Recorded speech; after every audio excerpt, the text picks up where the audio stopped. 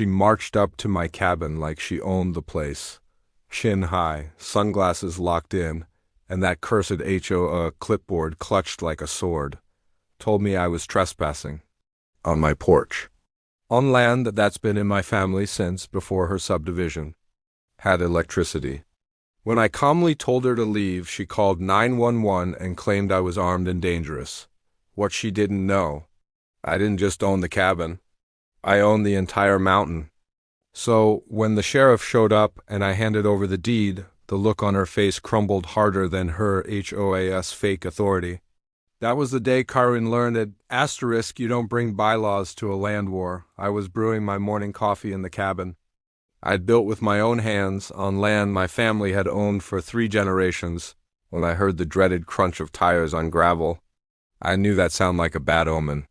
The sun had barely risen, the birds were still yawning, and there she was, Karen clipboard in hand, sunglasses perched like a crown, and the unmistakable scent of HOA entitlement wafting through the mountain air.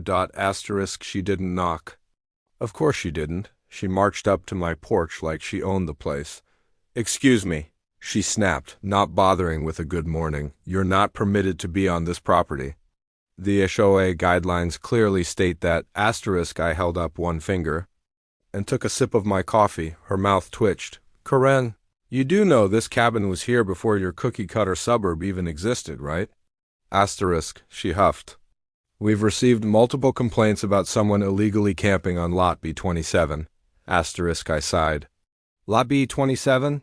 That was how her clipboard labeled it. Me? I called it my backyard.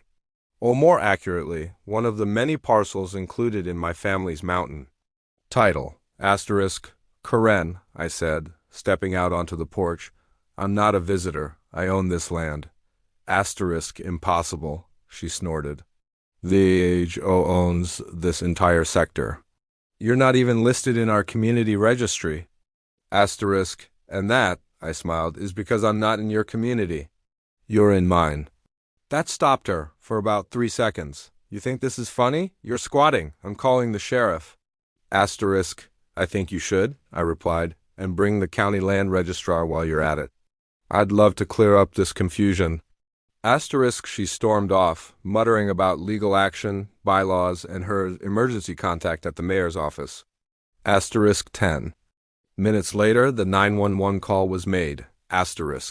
Karen reported a male trespasser with a possible weapon on private HOA-controlled land. Her voice was sharp and theatrical. She even faked a gasp for effect. I sat on the porch swing, coffee in one hand, my grandfather's old land deed in the other. My 13-year-old son, Caleb, leaned against the railing with his .22 rifle, unloaded, but intimidating enough from a distance. He'd been trained in mountain safety and marksmanship before he was 10. Not that Karen cared.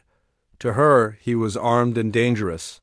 We waited. 25 minutes later, sirens echoed through the trees. Sheriff Dawson stepped out first, a local, born and raised. He tipped his hat as he approached. "Morning, Jace," he said. "Morning, Sheriff." Karen practically shoved past him. "That's him. That's the man I told you about. He refused to leave. He's endangering this entire community." Dawson raised an eyebrow. "Karen, I know Jace. He's been living here longer than any of us. What exactly did you think was going on?" Karen blinked.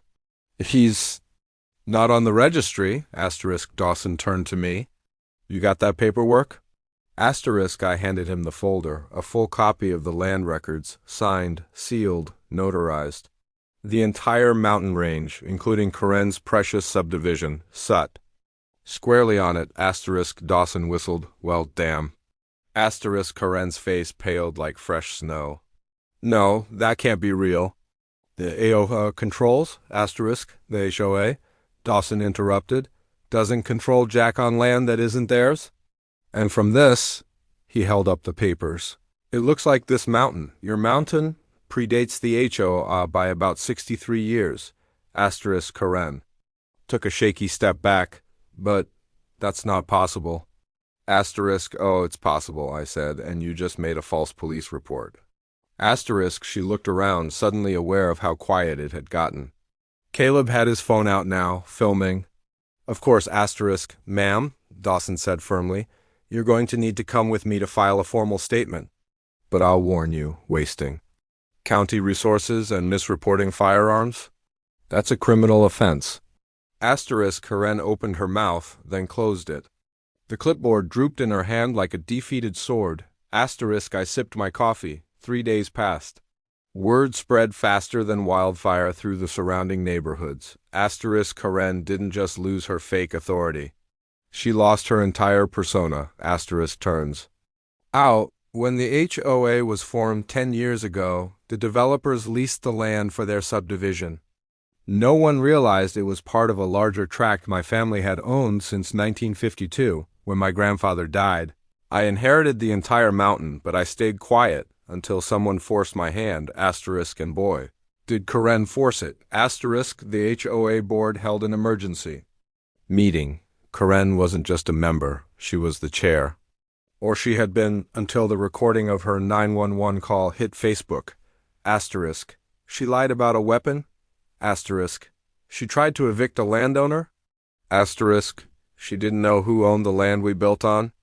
Every comment was worse than the last. I got a visit from the rest of the board the following weekend.